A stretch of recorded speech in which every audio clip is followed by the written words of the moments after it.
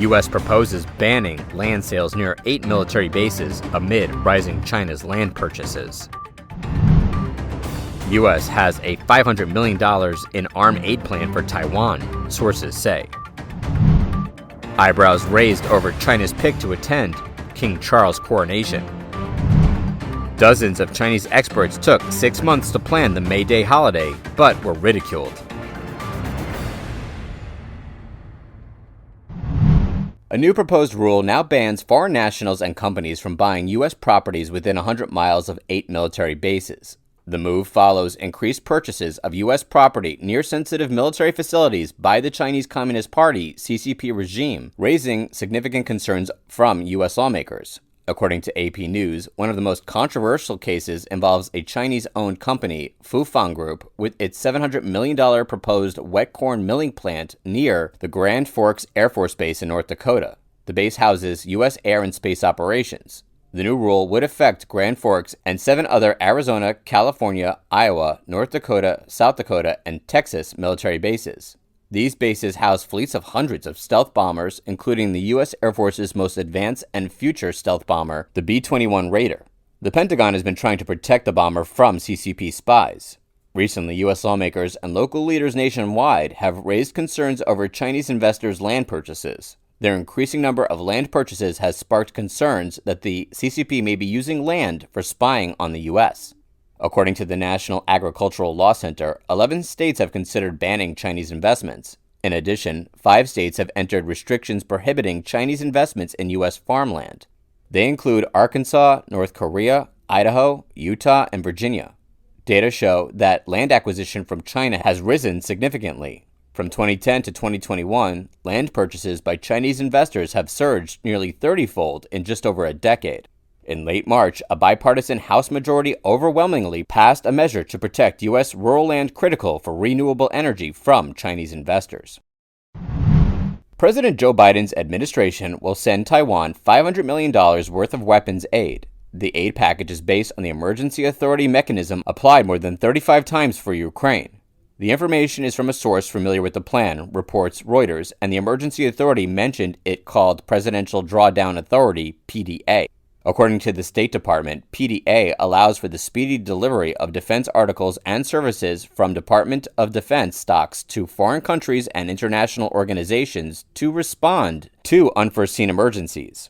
Reuters reported that the U.S. Congress authorized up to $1 billion worth of weapons aid for Taiwan using the PDA. The money is a part of the U.S.'s 2023 budget. Pentagon spokesperson said on May 5th that when testifying before the Senate Armed Services Committee in February, U.S. Defense Secretary Lloyd Austin mentioned PDA. However, the Pentagon spokesperson declined to comment on whether the U.S. was advancing with a $500 million aid for Taiwan. The U.S. government's aid package for Taiwan comes amid China's regime of constantly increasing its activities to harass the airspace and waters around Taiwan, especially after Taiwan President Tsing Ing-wen met U.S. House of Representatives Speaker Kevin McCarthy in the U.S. in early April.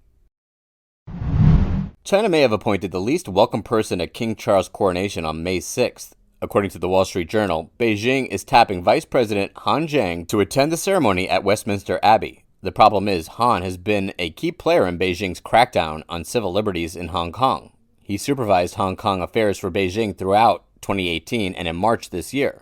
During that time, Beijing enacted its notorious national security law that it used against dissent and pro-democracy activities. Tory Member of Parliament Ian Duncan Smith called him the man responsible for trashing the international treaty.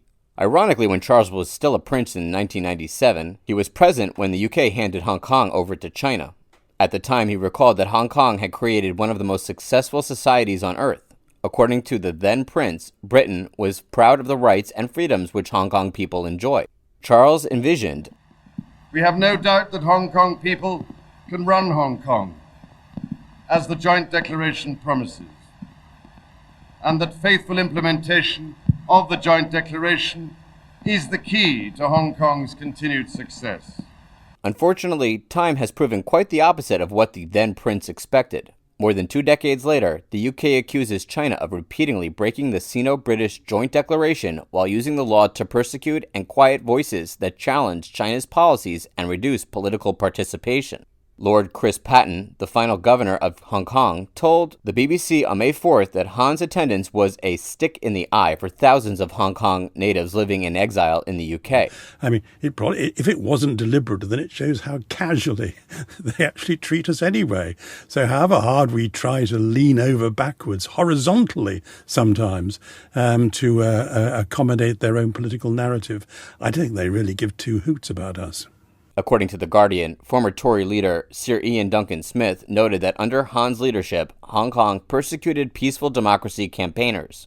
He criticized having this man here, given his role, is outrageous. The Wall Street Journal proposed that Britain could still let senior Chinese officials attend the coronation to dodge a diplomatic spat, but could still invite some Hong Kongers who fled the UK. If so, the outlet said, that would embarrass Mr. Han in the same way Mr. Han's presence is embarrassing King Charles.